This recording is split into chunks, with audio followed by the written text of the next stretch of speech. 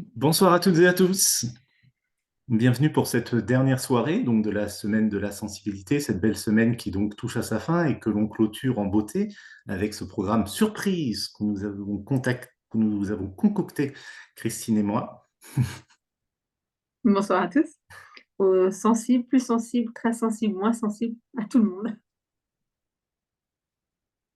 Donc, bonsoir à toutes et à tous. Et donc, pour cette dernière soirée, on va parler un petit peu de la manière de vivre sa sensibilité, d'être à l'écoute de sa sensibilité, d'être soi, parce que c'est vrai que là, c'est un mot qui revient quand même beaucoup. Puis je pense que c'est un peu la base de la sensibilité, l'écoute à sa propre sensibilité, à celle des autres, à celle du monde qui nous entoure, mais particulièrement avant toute chose, la sienne, celle qu'on a tendance à zapper et à oublier d'écouter. Ouais. Mais est-ce qu'on a vraiment le choix en fait? Parce que quand on est sensible, on n'a pas tellement le choix parce qu'on est bombardé par les informations qu'on peut recevoir de tous ces sens. Donc quelque part, est-ce que c'est pas la base? Est-ce que de toute façon, on n'est pas obligé de s'écouter parce que si on s'écoute pas, c'est de toute façon le chaos. Mm. Ben, c'est sûr qu'on a les sens et les émotions qui nous parlent plus fort.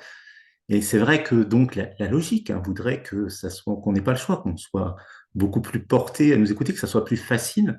Mais souvent aussi, ce qu'on remarque d'après les différents témoignages et retours, c'est que le fait que ça parle plus fort fait qu'on a tendance, parce que ça nous fait peur ou parce qu'on ne trouve pas l'espace pour pouvoir vraiment écouter tout ce qu'on entend, à se barricader des fois aussi, puis à se créer un peu des protections qui font que ça devient un peu plus compliqué des fois de s'écouter peut-être que quand ça parle moins fort, parce qu'à un moment donné, on s'est bloqué, et puis donc on a peur un peu de s'écouter, on a peur des conséquences que ça pourrait avoir ou de ce que ça induirait. Ouais. Quand ça devient trop, on ne sait plus, puis du coup, c'est rien. Mais il y a aussi les questions de frontières. C'est aussi assez compliqué de savoir si ce qu'on entend vient de soi, si ce qu'on entend vient de l'autre, si ce qu'on entend vient de l'environnement dans lequel on est, du système dans lequel on interagit. Et puis du coup, quand on entend un peu tout à la fois, ça devient un peu plus compliqué de savoir si c'est vraiment soi qu'on écoute. C'est ça, c'est le discernement par rapport à tout ce qu'on reçoit, tout ce qu'on écoute, qui est important à cultiver pour réussir à bien, oui, bah, bien discerner pour savoir exactement poser un peu la vérité, j'ai envie de dire, parce que c'est beaucoup tout ce que l'on ressent comme ça nous parle pour arriver à quelque chose une certaine essence et qu'on peut perdre effectivement en étant. Bah, souvent, c'est le stress qu'on peut avoir par rapport à toutes ces différentes perceptions comme ça, où le fait que on ne sait plus, et puis après on va se poser des questions dessus, puis ça peut devenir vraiment un grand brouillard. Alors qu'en fait, si on arrive à discerner tout ça, puis à un peu lire finalement, lire ce qu'on entend, c'est peut-être un petit peu bizarre, et ça me paraît assez parlant comme ça. Mais oui, mais oui. Oui, c'est un peu l'idée de mettre des étiquettes aussi, de pouvoir cataloguer un peu comme ça, catégoriser ce qu'on entend pour l'organiser, pour le rendre un peu moins chaotique. Euh, c'est euh, c'est des bons outils à avoir. Maintenant, le discernement, est-ce que c'est un outil cognitif? Est-ce que c'est un outil émotionnel? Est-ce que c'est un outil sensoriel? Il vient d'où le discernement?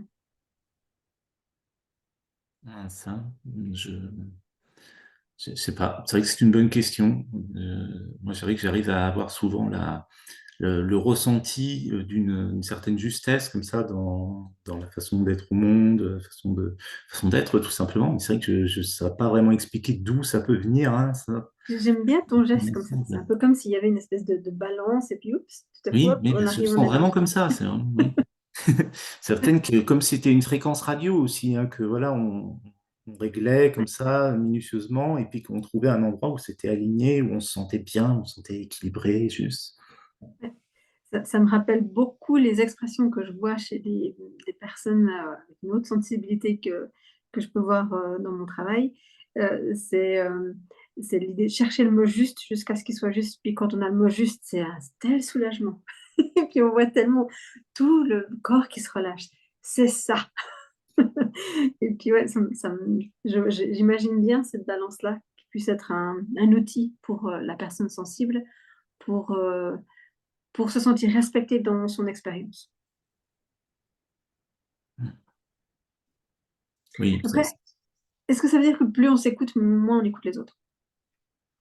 ah bah non, moi je dirais même l'inverse, hein. Je pense que c'est une bonne base pour écouter les autres, d'abord s'écouter soi, mais pour pouvoir mieux écouter les autres. Parce que si on écoute les autres, mais qu'on ne sait pas écouter soi, on va partir sur une base déséquilibrée, et puis un peu embrouillée, à partir de laquelle ça sera assez difficile finalement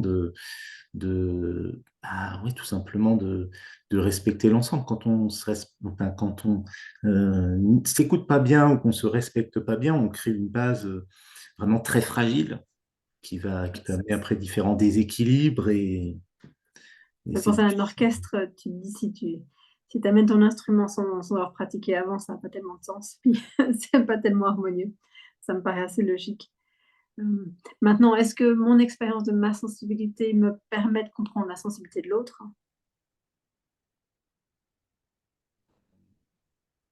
Je pense, enfin en tout cas ça aide, parce que ça permet complètement, peut-être pas forcément, mais en tout cas ça fait quand même une bonne base. J'ai l'impression que le labyrinthe de mes expériences, sensibles est tellement personnalisé.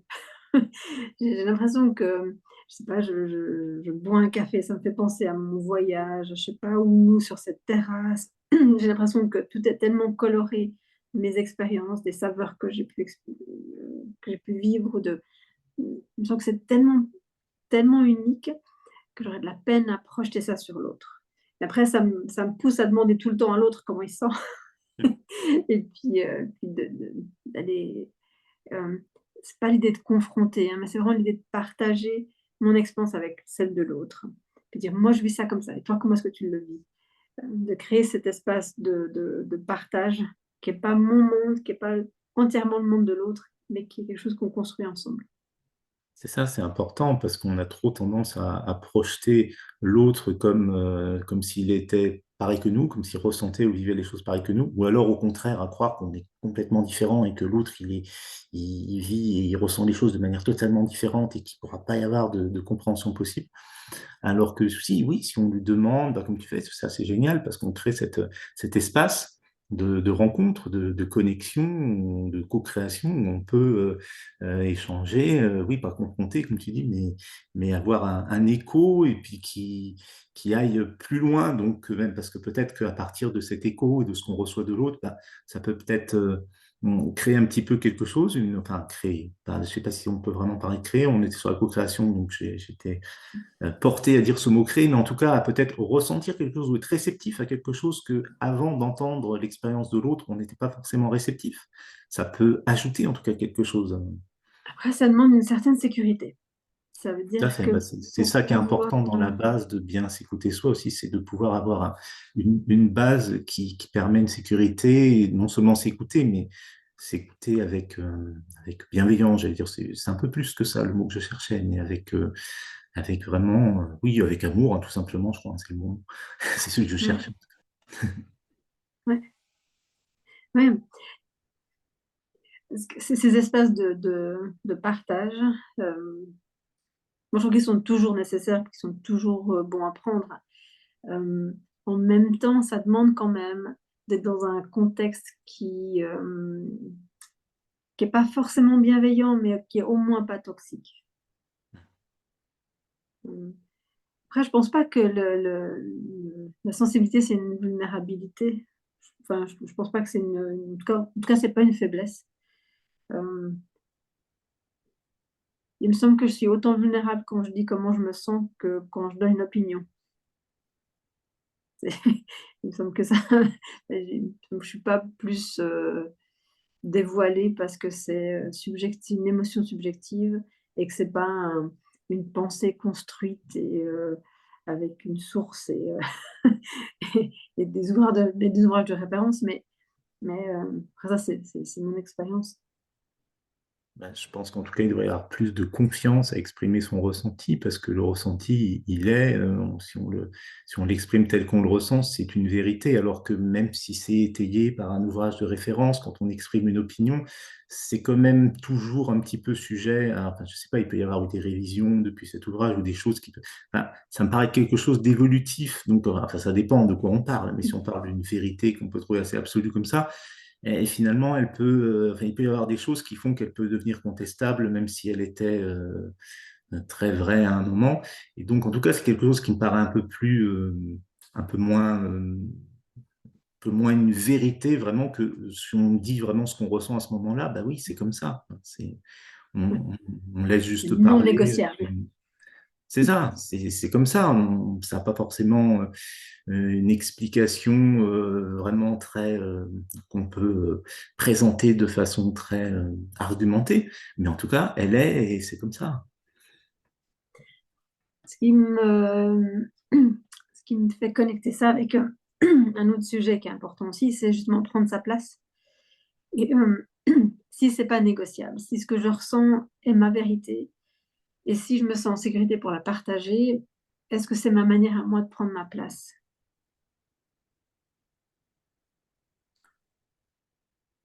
Je pense que ça y contribue bien, en tout cas. Je ne sais pas si ça de pouvoir s'exprimer, de pouvoir euh, vraiment dire. Mais souvent, j'ai l'impression que c'est un peu le prolongement de ce qu'on ressent, le fait de l'exprimer. Bon, on l'exprime pas forcément par des mots, on peut l'exprimer simplement par une attitude ou par un langage non verbal, ou je sais pas. Enfin, il y a une multiple façons, je pense, d'exprimer ce qu'on ressent. Mais en tout cas, de l'exprimer dans son corps, dans sa forme, je trouve que c'est un prolongement naturel de ce qu'on ressent.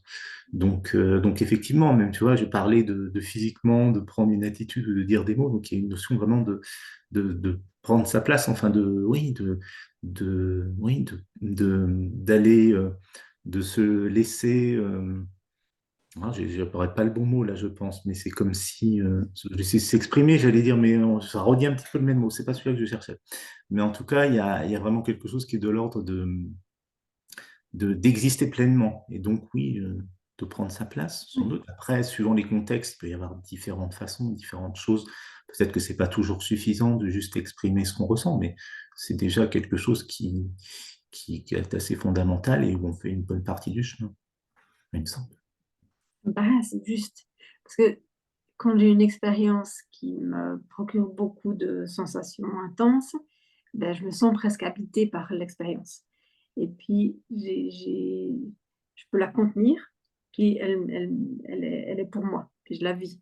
Mais je peux aussi la, euh, la mettre en mots, la mettre en geste, en action, et puis quelque part, ben, j'ai la possibilité de la partager. Puis j'aime bien cette idée, mais j'ai l'impression quand même qu'à la base, c'est moi qui dois la réceptionner. C'est moi qui dois la vivre d'abord. Et puis elle doit m'habiter moi, elle doit prendre sa place à l'intérieur de moi, cette expérience-là, pour Mm. qu'ensuite je puisse lui donner sa place dans cet espace commun et puis pouvoir la communiquer et puis l'échanger. Euh, Après, le moment où je suis d'accord de partager cette expérience, ben, je suis quelque part obligée d'accepter que ce ne sera plus la même après. Le moment où j'essaie d'expliquer comment je me sens et ce qui se passe, eh ben, je te donne, si c'est dans cette conversation-là, la liberté de changer la manière dont je me sens. Mm. Enfin, cela dit, exprimer et essayer d'expliquer, c'est pas tout à fait la même chose, hein, mais On est quand même assez limité. Ouais, non, c'est vrai. Non, c'est vrai. On n'est pas si limité que ça, en fait. Mais là, maintenant, sur Zoom, on est limité par les mots, par les images qu'on peut créer par des mots. Mais c'est vrai que c'est oser, parce que c'est vrai que déjà, bah, c'est oser prendre sa place, mais dans ce que tu disais, en plus, oser le fait que ça puisse prendre une couleur ou une forme un peu différente à partir du moment où c'est partagé, bah, je pense que c'est un peu toute la beauté de notre vie en commun, j'allais dire, enfin de notre vie terrestre comme ça, partagée. C'est que justement, prendre un peu ce risque-là de dire que bah, peut-être ça peut sembler dangereux, ou on peut avoir l'impression on peut perdre quelque chose, ou que ça peut être dénaturé, alors qu'en fait, on prend surtout le risque que ça soit mieux, que ça puisse fleurir en Ouais. rencontrant comme ça les expériences des autres, Pour avoir avoir des pas mal échos. d'expériences de groupe, de dynamique de groupe, j'ai vraiment souvent l'impression que quand quelqu'un ose exprimer comment il se sent, il libère les autres pour le faire aussi. Et que bah, c'est souvent hein, dans une classe, la personne qui pose la question, ben, cause se sentir bête parce qu'elle a une question, permet aux autres d'avoir la réponse, et puis aussi d'aller poser leurs propres questions, parce que c'est OK de poser des questions. Donc je pense que c'est un peu la même chose avec la sensibilité quelque part. C'est quand on ose, quand on prend je vais dire risque, hein, quand on donne la chance de le partager, quelque part, ça libère aussi les autres pour partager. Si moi, je peux avoir une expérience là maintenant, par exemple, je sais pas, je vois quelque chose de beau, mes collègues savent le matin que je vais faire des commentaires sur comment était la vue ce matin. Ils savent. Puis voilà, je suis prévisible, mais parce que si moi je l'ai vu, d'autres ont pu le voir. Et puis, si vous ne l'avez pas vu, eh ben, vous savez que je vais vous parler de mon expérience à moi. Puis, il va falloir que vous en ayez une aussi. Donc, du coup, les gens se préparent à parler de l'expérience de ce qu'ils ont vu ce matin. Parce que, voilà. Mais je pense que c'est du moment que l'intention derrière, elle n'est pas de monopoliser l'espace, d'attirer l'attention, de quelque part de demander à l'autre de digérer ce que moi, je n'arrive pas à digérer. Si j'arrive avec des choses qui sont vraiment au niveau de la sensation éphémère, ça ne va pas rester. Ça va prendre 3 minutes de ma conversation, puis après on passera à autre chose. Mais on aura une espèce de communion comme ça dans l'expérience que je trouve qui est, enfin pour moi, que je trouve incroyablement grisante. Oui, particulièrement en plus quand c'est quelque chose, enfin, si c'est une vue que vous voyez, enfin, quelque chose qu'on vit en même temps, quoi, ça nous ramène à ce qu'on partage, le cadre qu'on partage, l'expérience qu'on partage.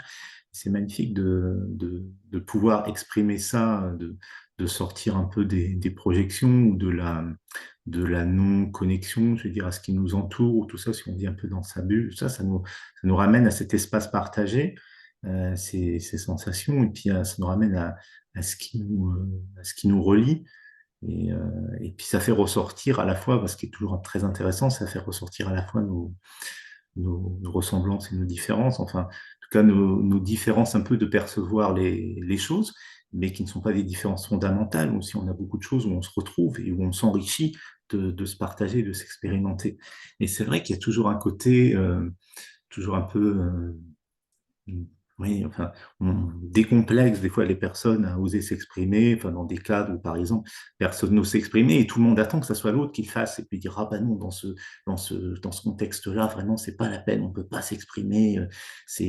Alors qu'en fait, il y a si quelqu'un s'exprimait, ça serait peut-être très accueilli, on ne sait pas, puisque personne n'ose. C'est vrai que c'est toujours bien de, de se lancer au lieu de partir sur une idée, de dire, ah bah non, personne parle de ce qu'il ressent, donc c'est que c'est pas bienvenu. Alors qu'en fait, des fois, hein, parce qu'il y a des cas où il y a des personnes qui peuvent exprimer que ça soit rejeté, mais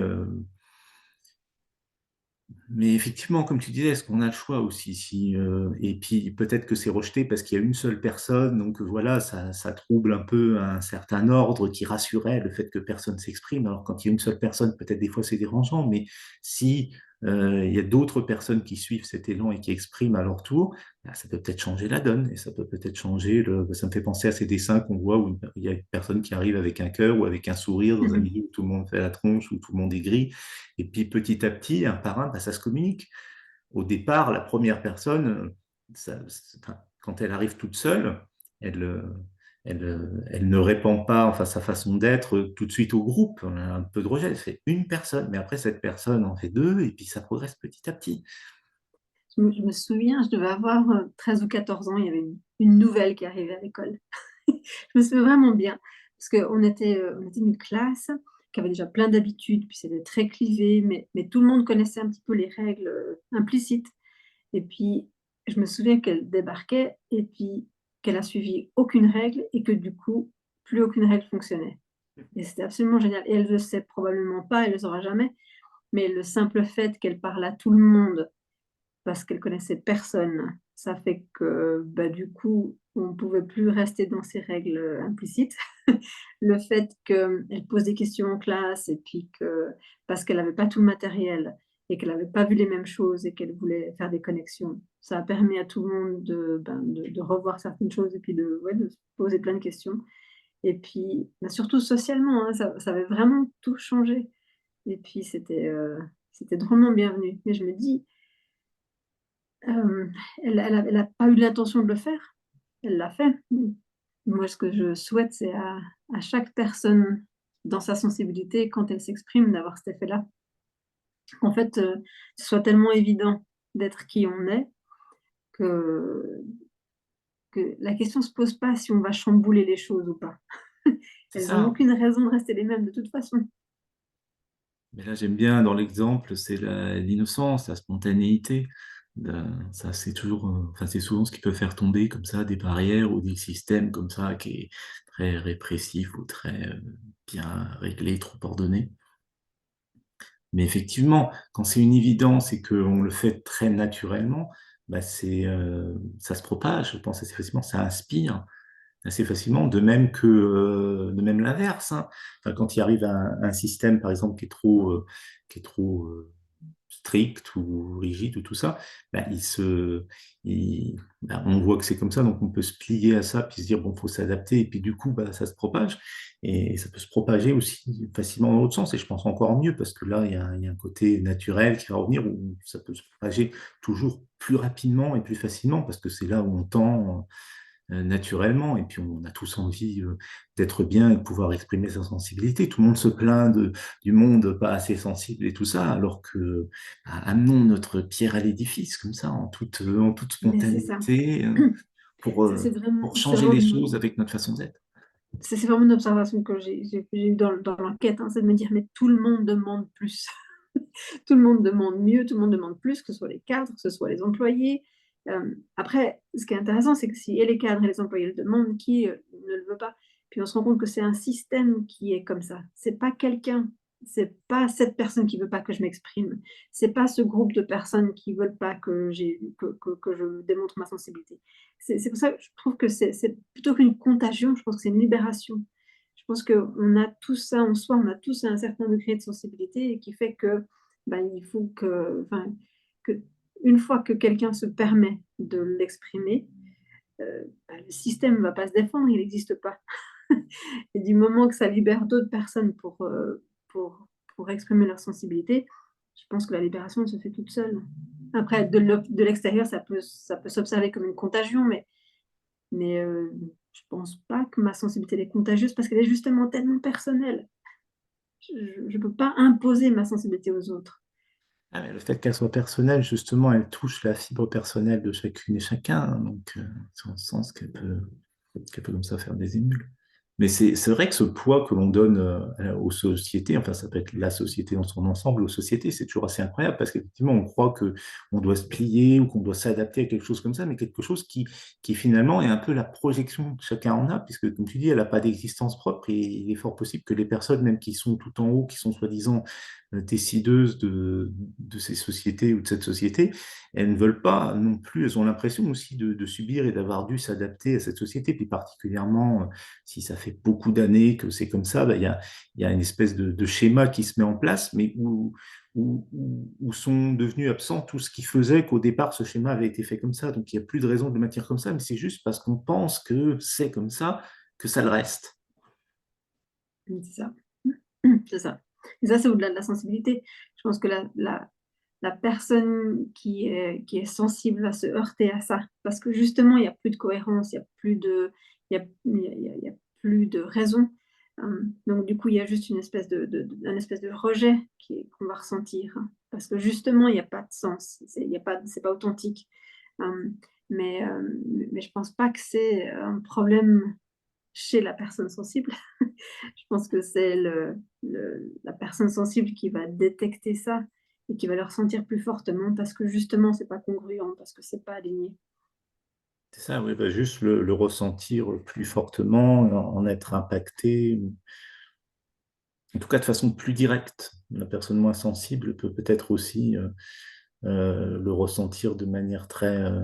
mais ça sera plus pernicieux parce que c'est plus petit à petit, quelque chose qui va être plus insidieux, alors que chez la personne sensible, elle va tout de suite le ressentir, ce qui est difficile à vivre, mais à la fois peut-être plus... enfin, qui peut plus amener une réaction. C'est pour ça que les personnes sensibles sont des bons lanceurs d'alerte. Alors la question que je me pose à ça, c'est est-ce que les personnes sensibles s'ajustent plus, mieux ou moins bien? Je m'explique. Parce que je visualisais la situation de laquelle on parlait et je me dis: «Bon, j'arrive dans un environnement qui je sais pas, où il y a des choses qui sont pas alignées».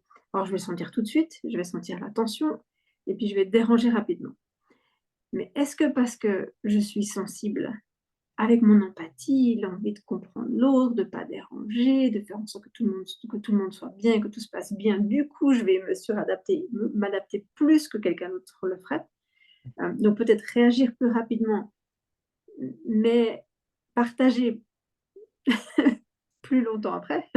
Ou alors est-ce que si on imagine une personne moins sensible qui va peut-être détecter un peu moins vite, le moment où ça arrive au seuil de détection, clairement il y aura un partage parce que là, ce sera déjà trop. Je sais pas. Je me demande, est-ce que la personne sensible s'adapte plus, mieux, moins bien, plus longtemps? Je sais pas exactement, mais en tout cas, il y aurait quelque chose d'intéressant je pense que la personne sensible souvent ne saurait pas faire semblant. Donc peut-être qu'effectivement qu'elle va s'adapter plus parce que elle va pas avoir d'autres alternatives que ou de s'adapter complètement ou de pas s'adapter du tout. Alors qu'une personne peut-être moins sensible peut donner le change juste pour avoir l'impression de s'adapter, mais sans que ça lui coûte tellement parce que ça peut être un peu un espèce de façade qu'on cultive. Après, sur la deuxième partie, ce que tu disais pour ceux de détection, c'est intéressant, mais ça je ne saurais pas trop dire finalement. Ouais. Non, c'est intéressant, c'est intéressant. Après, je pense que la réponse est toujours la même, on a besoin de tous. On a besoin justement de cette diversité avec des gens qui ont des seuils de détection différents pour justement répondre ou ne pas répondre, pour partager, pour, pour s'entendre, s'écouter, enfin, pour vivre ensemble, quoi.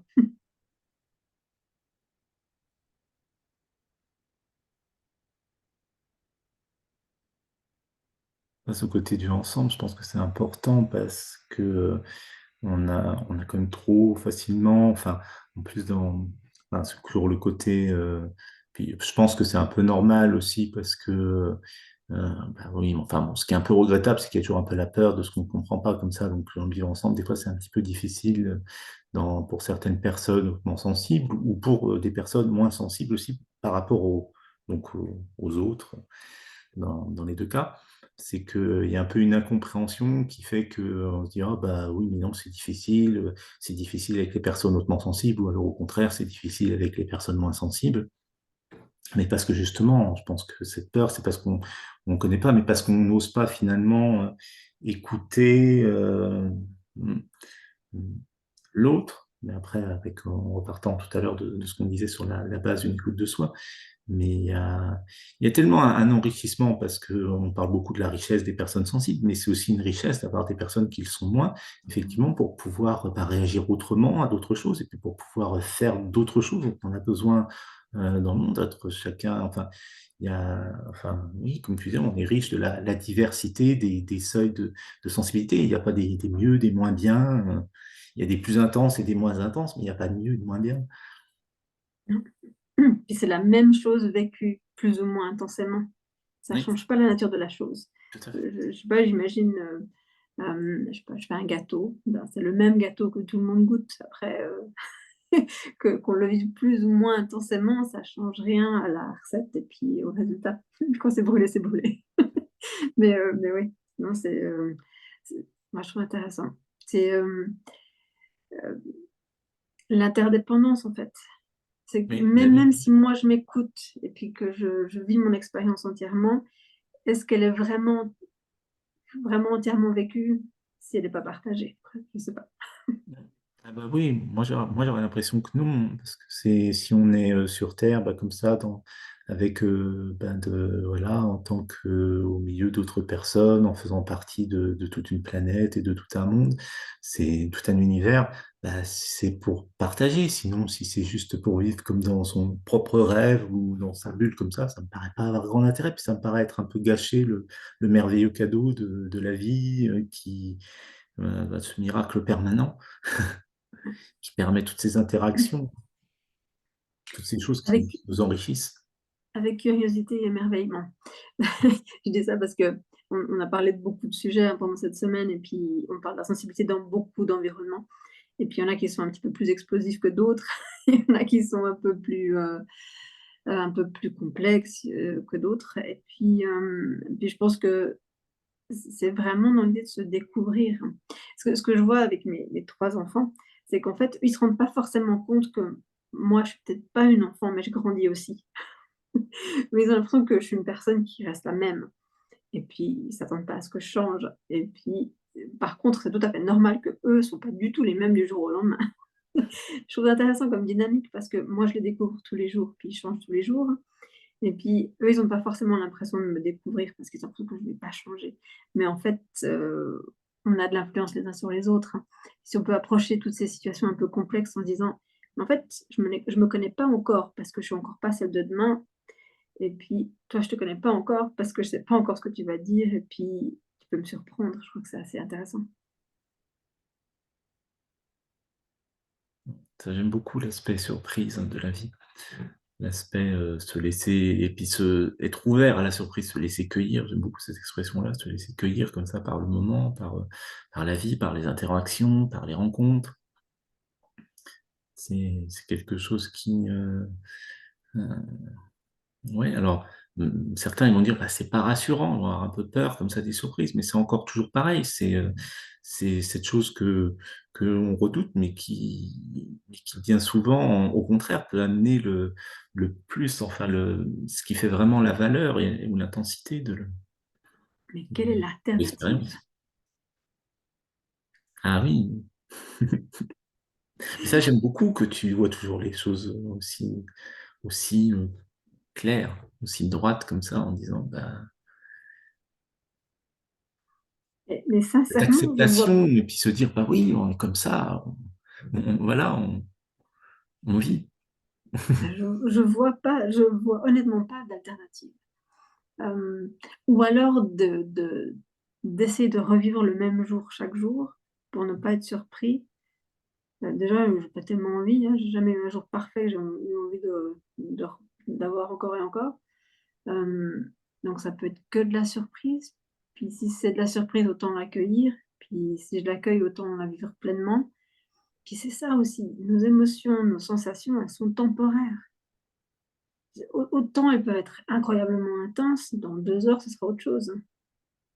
Je parle pas de sentiments, hein, mais les émotions, elles sont temporaires. Autant les accueillir, les vivre pleinement, puis prendre la suivante.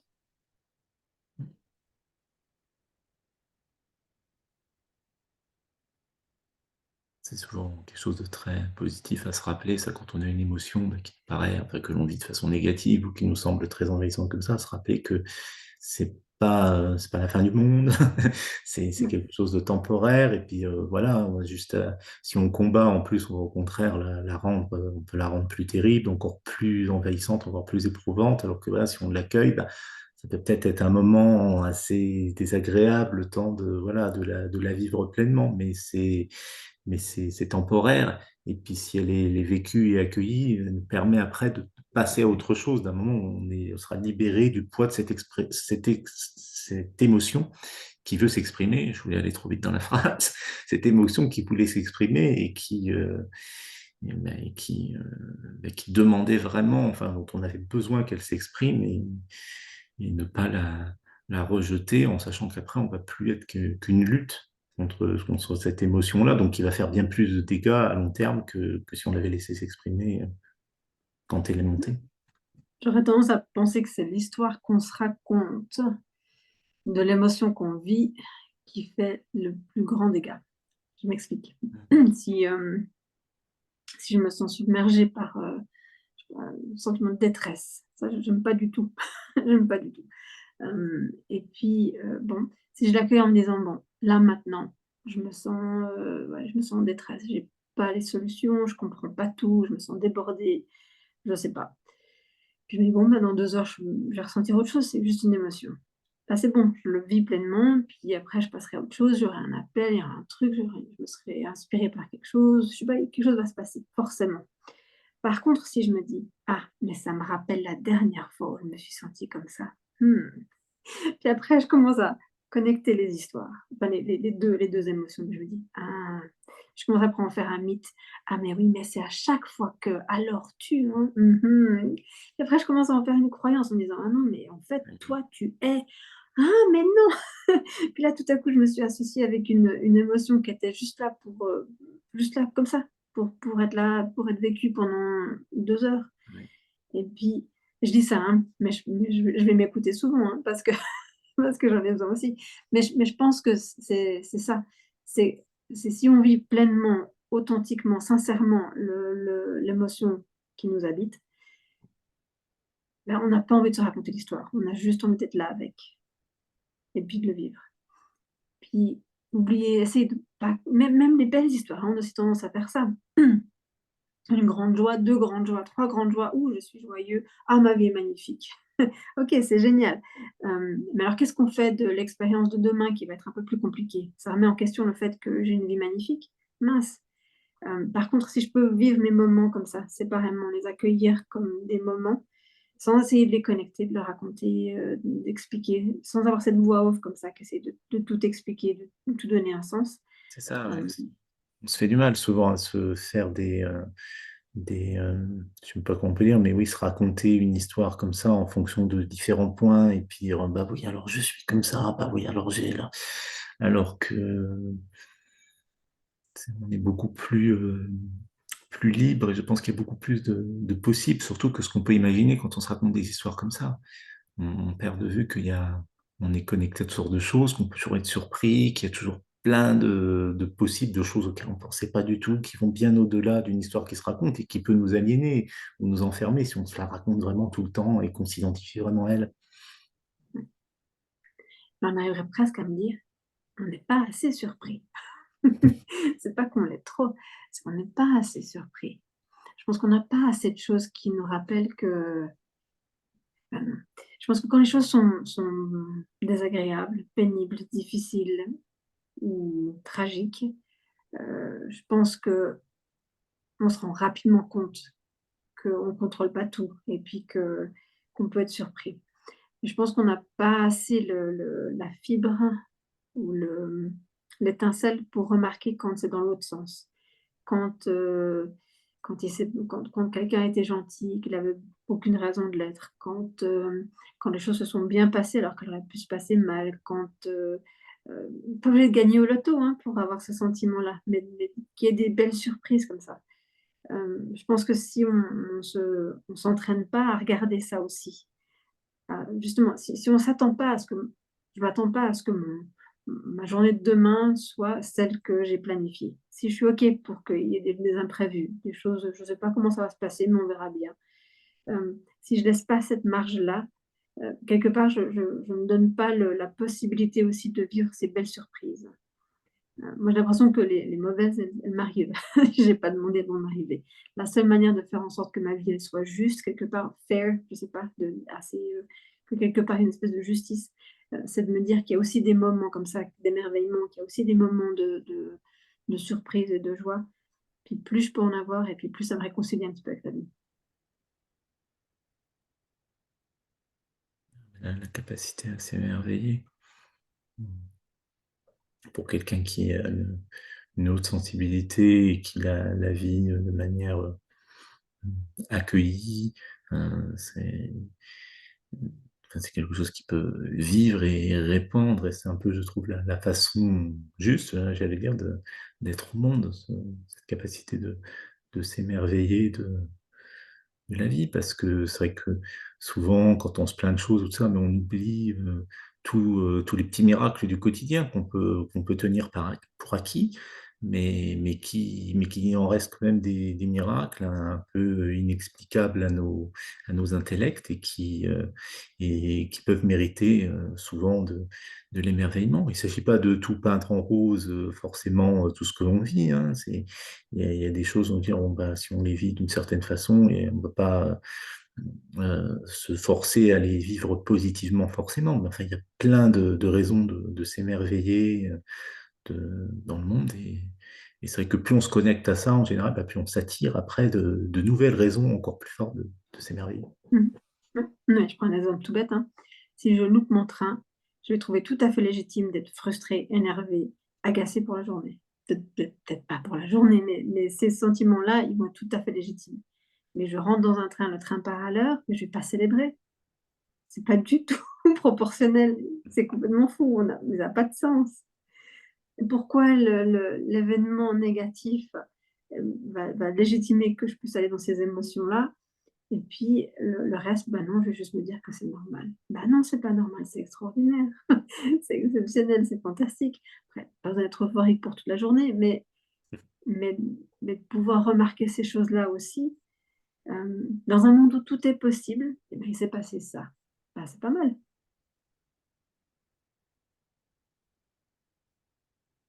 Mm.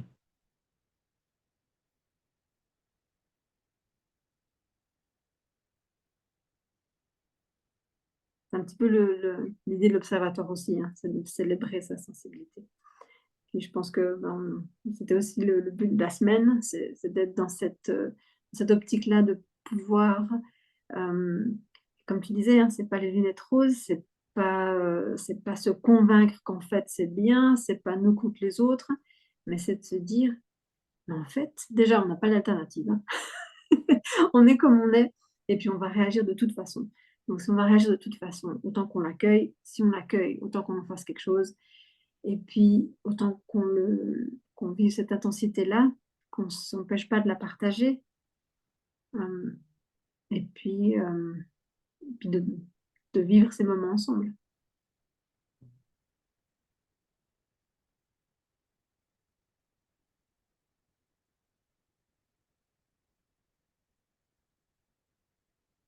Souvent, c'est quelque chose, effectivement, que la personne sensible, elle va avoir tendance à faire passer les autres avant elle.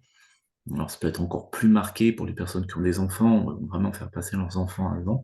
Et enfin, le côté comme ça dont on parlait de s'écouter, bah, c'est quelque chose qui peut être justement plus perdu de vue parce qu'on va plus écouter les autres que soi, mais ça peut aussi, du côté plutôt positif, on peut comprendre l'importance de s'écouter en voyant en voyant l'effet déjà que ça peut avoir, donc comme une meilleure base pour écouter les autres, pour un meilleur équilibre comme ça avec les autres, mais aussi en expérimentant, puis c'est souvent le cas avec les personnes, par exemple les hautement sensibles, qui ont des enfants hautement sensibles et qui du coup se mettent à écouter beaucoup plus facilement leur haute sensibilité du fait de voir leurs enfants avec la leur et de tenir, de vouloir vraiment que leur enfant puisse bien écouter sa sensibilité et vivre harmonieusement avec, et d'un seul coup, il y a une prise de conscience de l'importance de s'écouter soi et de sa propre sensibilité qui se fait jour à travers à travers ses enfants. Ça, enfin, c'est le côté où souvent on peut donc amener la personne à mieux s'occuper d'elle, à plus prendre soin d'elle et s'écouter par son souci des autres. Je vois pas du tout de quoi tu veux parler. Mais non, mais c'est tout à fait ça. Puis je trouve beau l'exemple parce que on veut le meilleur pour ses enfants. Et pourquoi on voudrait pas le meilleur pour soi? C'est Mais pas surtout logique. que c'est interdépendant. En plus. Puis si on leur demande à eux, ils diraient qu'ils veulent le meilleur pour leur papa et leur maman. Donc, et voilà. Autant commencer par ça. Mais tout à fait, c'est ouais, remplir son verre d'abord. C'est une chose qui est souvent compliquée sur les personnes hautement sensibles qui ont tendance à dire, à aller jusqu'à oh, mais si j'en ai pas moi, c'est pas grave. Ouais. Moi, j'ai le sentiment, par rapport à ma sensibilité, que tout est tellement intense que j'ai de toute façon plus c'est trop. Pas dans un côté négatif, hein, en quantité, de manière quantitative. Donc, j'ai l'impression que de toute façon, je ne vais jamais en manquer. Donc, je peux, enfin, je sais pas comment expliquer. C'est pour ça, quelque part, je me dis, mais ça m'a rien coûté. Évidemment que je peux faire ça. Évidemment, je peux encore passer une heure ici. Évidemment, je peux encore faire ça. Parce que, parce que de toute façon, ben, j'aime beaucoup ce que je fais. Alors, j'ai beaucoup de passion. C'est très intense. Ça va pas t'arriver. Euh, j'ai un peu cette impression-là. Ça me pousserait à donner plus. Euh, puis après, aussi au niveau sensoriel et physique, hein, j'ai aussi un corps qui réagit rapidement quand les choses sont pas justes pour moi. Mes frontières, elles sont physiquement assez claires. Donc, j'aurais certains symptômes que je connais bien. Oh là, il faut que j'arrête. Oh là, il faut que je fasse ceci. Là, il faut que je fasse. Ouais. Donc, si j'écoute pas une certaine raison quelque part, mon corps va me donner des barrières que je suis libre d'écouter ou pas écouter, hein.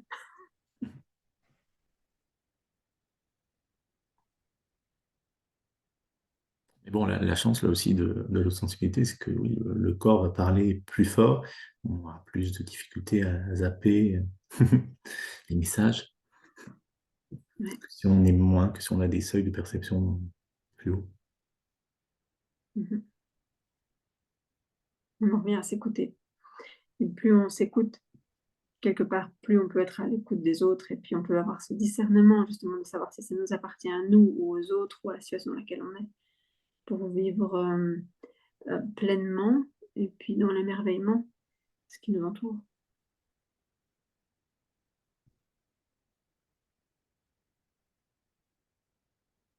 Je trouve que c'est un bon mot de la fin pour cette belle semaine de célébration de la sensibilité, de toutes les sensibilités. J'aime bien ça, célébrer toutes les sensibilités. Ça me va bien ça. C'est vraiment l'idée. Il n'y en a pas qu'une, il n'y en a pas que trois, une haute, une moyenne et puis une basse. C'est c'est- c'est une mosaïque, il y en a tout plein. En tout cas, nous, on en a vu 400 dans l'enquête. Et puis, on est drôlement reconnaissant pour ça.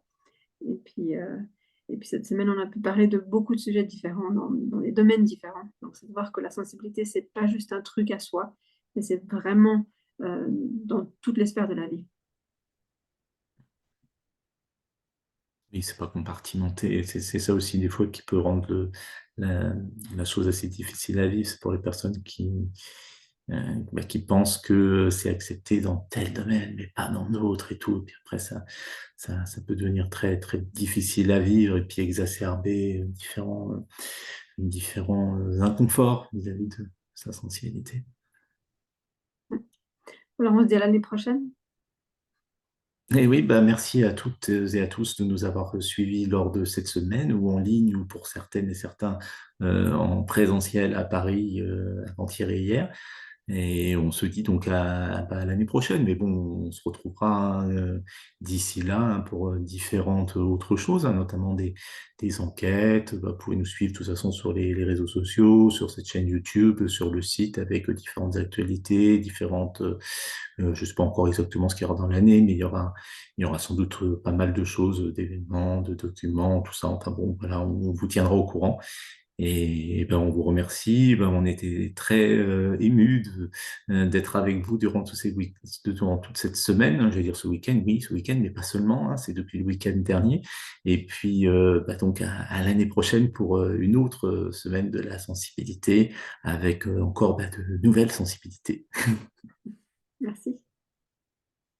Merci à toutes et à tous. À bientôt.